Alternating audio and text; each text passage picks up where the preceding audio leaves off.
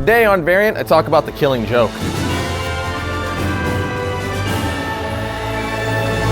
Welcome to Variant, where we love comics more than I'm excited to see Batman the Killing Joke, the animated movie. I'm your host, Arris. Since Batman the Killing Joke releases later this month on Blu-ray and DVD, there is no better time for me to tell you how the story went down in the comics, as I'm sure the movie will take its liberties and change certain things here and there. I know for sure they're giving Batgirl a way bigger part in the animated movie than she has in the comics. The movie changing little things here and there isn't necessarily a bad thing, but let's see how it all went down in the comic, because 9 times out of 10, the comic version is always the best version. Before we dive into that, we also want to announce that Variant will be headed to San Diego Comic-Con July 20th through the 24th. That's right, we are finally headed to the big show and we can't wait to be part of the madness. While we're there, we'll be on Twitter, Instagram, and Facebook sharing all kinds of news, Comic-Con exclusives, as well as doing interviews with some of your favorite creators and companies. As always, there will also be a couple of world premieres at the Comic-Con, including The Killing Joke, so make sure you're watching for updates as the con goes on. But enough with the chit-chat, roll the bumper.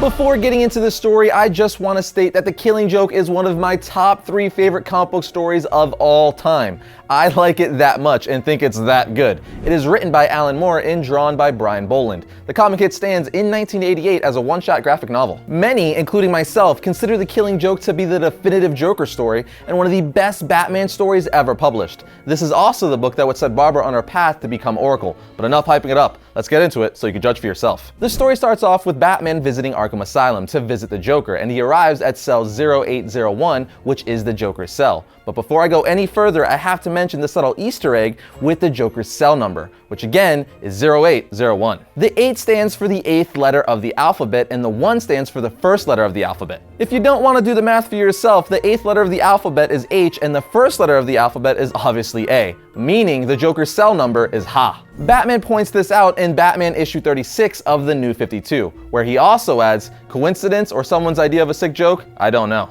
It's absolutely awesome either way, and another example of why Scott Snyder and Greg Capullo's Batman run will be remembered as one of the best Batman runs of all time. But anyway, back to The Killing Joke. Batman goes into the Joker's cell, sits down, and tells the Joker that he's been thinking about what's gonna happen to them in the end, saying they're probably gonna kill each other. Batman goes on to say that he just wanted to be sure that he made a genuine effort to talk things over and hopefully avoid that outcome. But Batman quickly realizes that the Joker sitting in front of him is an imposter and violently asks where the Joker is. We soon learn that the Joker is actually looking to buy a rundown amusement park. He says the park is ugly and that the rides could easily hurt or kill innocent children. In other words, the Joker loves it. We are then treated to flashbacks where we get elements of the Joker's past. We see that the Joker had a significant other named Jenny, who was pregnant with his child. We also learn that the Joker was a stand-up comedian who couldn't seem to find work, and briefly takes out his frustrations on his wife before making up with her. We then cut back to the present where the Joker has killed the theme park owner using his Joker venom,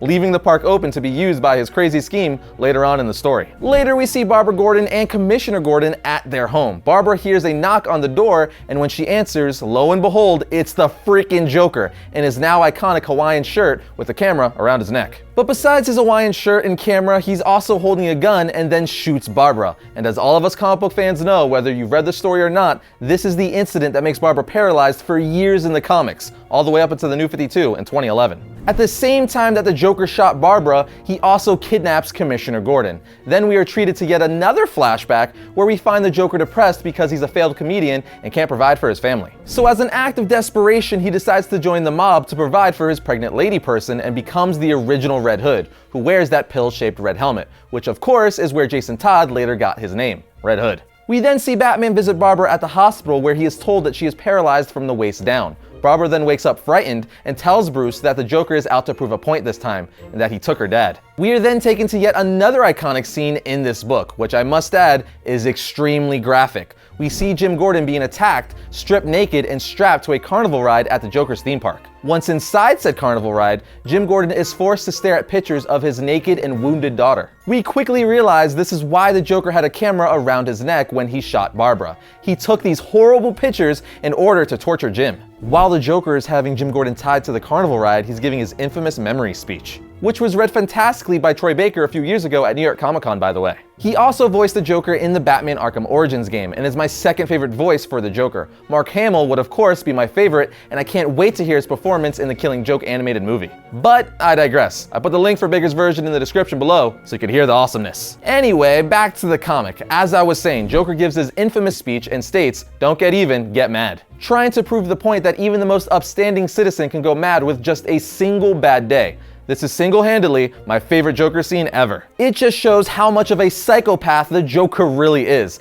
Like, this is some dark stuff, people. I know the Joker has done a ton of dark stuff over his career, like kill babies, skinned a man alive, etc., but this sticks out to me for some reason. It's just written so well and shows just how far the Joker will go just to prove a freaking point. Now, I do want to mention that in between these scenes, we see another flashback where the Joker's wife has died in a freak accident, but the mob doesn't care and forces him to do the job he agreed to prior. It's no wonder why he went crazy. He had a rough life. This is where we finally see how this man becomes the Joker. Batman ruins the job he's doing with the mob, and the man dressed as the Red Hood accidentally falls into a river of chemicals. When he crawls out of said river, he takes off his helmet and we see that he now has green hair, white skin, and red lips. He goes mad while bleeding from his eyes and mouth, and in that madness, the Joker was born. I also want to mention that this is the most widely accepted Joker origin, but we still don't know for sure because later in this book, the Joker asks Batman, "What made you who you are? Girlfriend killed by the mob maybe? Brother carved up by a mugger?" He then says, "Something like that happened to me, you know.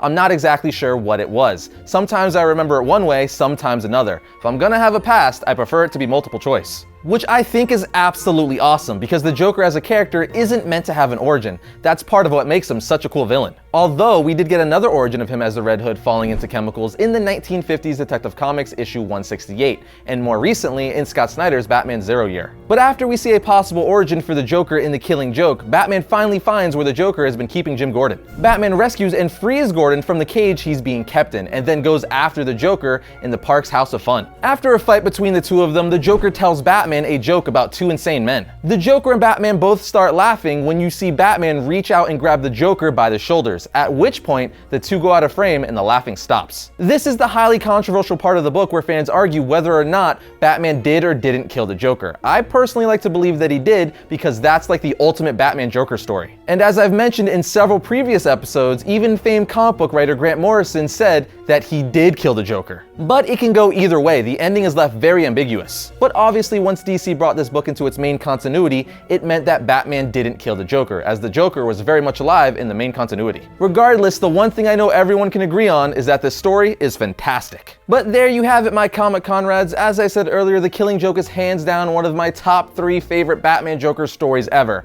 In fact, I'd say it's one of my personal top 3 favorite comics of all time, period. But I still think you should read this story for yourself, as I left out little things here and there, but also so you could read the amazing dialogue. It's just so dang good. If you're a Batman fan, this is an absolute must-read, and with Kevin Conroy and Mark Hamill coming back to voice Batman and the Joker, I couldn't be more excited to see what they do with the Killing Joke animated movie.